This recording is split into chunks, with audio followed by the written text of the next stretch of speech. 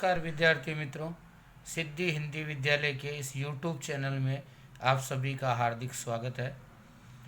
आज हम chapter 9 BA का कक्षा 11 जिसके अंतर्गत पिछले वीडियो में डाक व्यवहार की दुकानें, इसको पूरा पढ़ा नहीं था, तो डाक व्यवहार की दुकानें मैं आपको दोबारा वापस समझा रहा हूँ। डाक व्यवहार की दुकानें मेल ऑर्डर शॉप, ग्राहकों को उनके पते पर डाक द्वारा सूची पत्र भेजकर उनके पास से ऑर्डर प्राप्त किए जाते हैं। मतलब जो कस्टमर होते हैं उनको उनके एड्रेस पर हम सूची पत्र भेजते हैं जिसके अंदर माल सामान का विवरण और कीमत रहती है।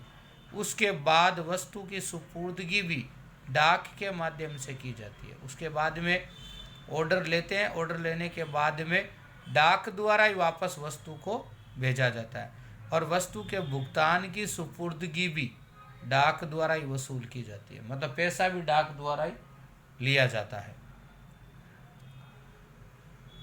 जिसे डाक व्यवहार की दुकानें कहते हैं। देश के दूर दूर राज्यों में रहने वाले प्रत्येक वर्ग के ग्राहकों को घर बैठे माल पहुंचाया जाता है। जैसे आजकल ऑनलाइन वाला जो आप देख रहे हो कि एक जगह से दूसरी जगह पर कैसे माल जो है वो ट्रांसफ़र होता है, किस तरीके से ऑनलाइन जो खरीदारी या विक्रय जो अभी वर्तमान में हो रहे हैं, ऐसी दुकानें अधिकांशतः वजन में हल्की, टिकाऊ और कीमती वस्तुओं का विक्रय करती है। वजन में तो हल्की होनी चाहिए, ज़्यादा भारी नहीं होनी चाहिए, और टिकाऊ होनी चाहिए, और कीमती, सोना चांदी जवाहरात ऐसी कीमती। संक्षिप्त में ऐसी दुकानें ऑर्डर प्राप्त करने से लेकर रकम व्यक्ति के भुगतान तक की समस्त प्रवृत्तियां डाक के माध्यम से करती है। मतलब रकम भी भेज सकती है, रकम बोले तो रुपया पैसा भी डाक के माध्यम से भेजा जा सकता है। अब बात करते हैं अपन फ्रेंचाइज। फ्रेंचाइज क्या है, किसको फ्रेंचाइज कहते हैं?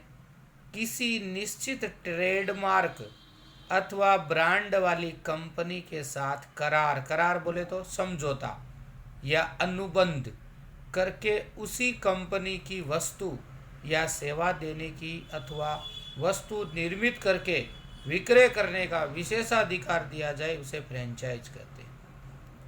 कोई भी वस्तु है या कोई भी ट्रेडमार्क है या कोई भी ब्रांड वाली वस्तु है, जो कंपनी बना रही है उस कंपनी के साथ हम समझौता कर लेते हैं, अनुबंध कर लेते हैं, करार कर लेते हैं, और उसके बाद में उस कंपनी की जो वस्तु है वैसी वस्तु हम बना करके और बेचने का जो अधिकार प्राप्त करते हैं उसे फ्रेंचाइज कहा जाता है। यह है फ्रेंचाइज।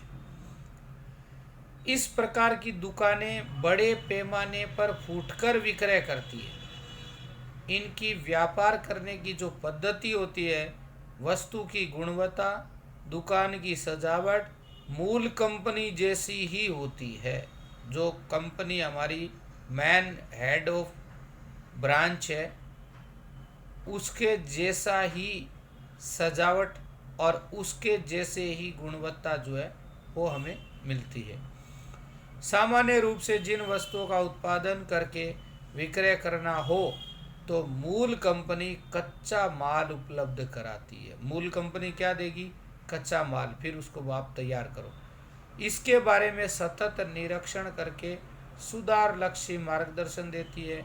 मूल कंपनी अपना ट्रेडमार्क अथवा ब्रांड का उपयोग करने की छूट देती है। मूल कंपनी अपना ट्रेडमार्क भी देती है और ब्रांड भी, उसकी छूट देती है, जिसके बदले में विक्रेता के पास से निश्चित दर से विक्रय पर रॉयल्टी प्राप्त करती है।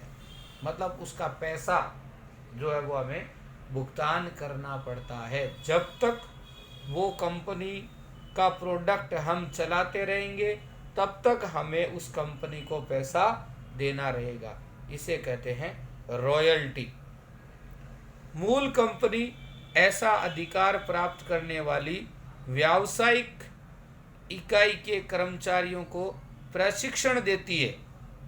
कई अल्पाहार गृह कंप्यूटर का प्रशिक्षण देने वाले केंद्र इस पद्धति से ग्राहकों को वस्तु या सेवाएं प्रदान करते हैं। अब इसके अंदर मूल कंपनी ऐसा अधिकार प्राप्त करने वाली व्यावसायिक इकाई के कर्मचारियों को प्रशिक्षण ट्रेनिंग भी देती है। अगर कोई ऐसा अधिकार प्राप्त करना चाहता है, फ्रेंचाइज लेना चाहता है, तो कंपनी उसको ट्रेनिंग भी देती है। और कई अल्पाहार कंप्यूटर का प्रशिक्षण देने वाले केंद्र इस पद्धति से ग्राहकों को वस्तु या सेवा प्रदान करते हैं। मूल कंपनी विज्ञापन करती है, इसके कारण फ्रेंचाइज लेने वाली इकाई को विज्ञापन के पीछे कम खर्च करना पड़ता है, क्योंकि मूल कंपनी विज्ञापन का तो पैसा लगाएगी तो अपना विज्ञापन तो हो जाएगा, क्योंकि अपना तो ब्रांड वही है, मूल कंपनी से ही लिया हुआ है, मूल कंपनी का ही माल बेच रहे हैं, इसलिए हमें विज्ञापन करने की आवश्यकता नहीं रहती। नेक्स्ट आता है सुपरमार्केट।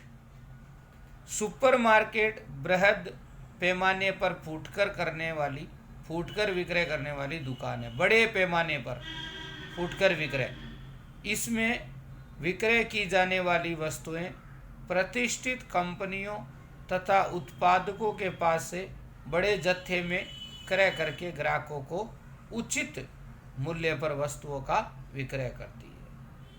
क्या करते हैं? प्रतिष्ठित कंपनियों या तो उत्पादकों से बड़े जत्थे में माल सामान खरीद लेते हैं और फिर ग्राहकों को उचित मूल्य पर वो वस्तु उपलब्ध कराते हैं। इस प्रकार के स्टोर्स छोटे दुकानदारों को भी आकर्षित करते हैं। सुपर बाजार है में समस्त प्रकार की जीवन जरूरी वस्तुओं का विक्रय किया जाता है। कोई भी प्रकार की जीवन जरूरी जो हमारे दैनिक जीवन में उपयोग में आने वाली है, वो सारी वस्तुओं का विक्रय सुपरमार्केट में होता है। देश के विविध बड़े शहर या नगर में सुपर बाजार स्थित है। अपने सूरत में भी सुपर बाजार है, सुपरमार्केट। इनका आकार अथवा कद निर्माण की दृष्टि से विशाल होता है, बड़ा होता है। अब आता है शॉपिंग मॉल। आधुनिक समय में विभागीय दुकानों में जो परिवर्तन आया है वह शॉपिंग मॉल के रूप में विकसित हुआ है, मतलब मॉल बन गया। आपके अपने यहाँ उदाहरण है डीआर वर्ल्ड का। शॉपिंग मॉल का निर्माण कार्य सुपरमार्केट की अपेक्षाकृत विशाल होता है। सुपरमार्केट भी बड़ा होता है, लेकिन सुपरमार्केट से भी बड़ा होता है शॉपिंग मॉल, जिसमें छोटी व बड़ी अनेक दुकानें एक मालिक अथवा एक से अधिक मालिकों द्वारा प्रारंभ की जाती है, या तो एक मालिक या तो एक से अधिक मालिक। शॉपिंग मॉल में ग्राहकों को विभिन्न प्रकार की ब्रांडेड जीवन जरूरी तथा मौज शौक की वस्तुएं एक साथ एक ही स्थान पर मिल जाती है। इसमें विविध प्रकार की विक्रय अभिवृद्धि की दरखास्तों द्वारा ग्राहकों को आकर्षित करने के प्रयत्न किए जाते हैं। विभिन्न उत्पादकों की एक समान उत्पादों के मध्य स्पर्धा यह शॉपिंग मॉल का विशिष्ट लक्षण है, जिससे ग्राहकों को वस्तुओं की पसंदगी के पर्याप्त अवसर मिल जाते हैं। शॉपिंग मॉल में ग्राहकों के लिए आधुनिक सुविधाएं जैसे अल्पाहार गृह, बालकों के लिए मनोरंजन विभाग, वाईफाई, सिनेमाघर आदि होते हैं। इसकी चर्चा मैंने आपको पहले कर दी थी आपके साथ में कि शॉपिंग मॉल में जीवन जरूरी सभी वस्तुएं मिल सकती है, एक ही जगह पर मिल सकती है, और तमाम प्रकार की जो फैसिलिटी है, सुविधा है, वो भी हमें वहाँ पर उपलब्ध होती है। तो ये है शॉपिंग मॉल।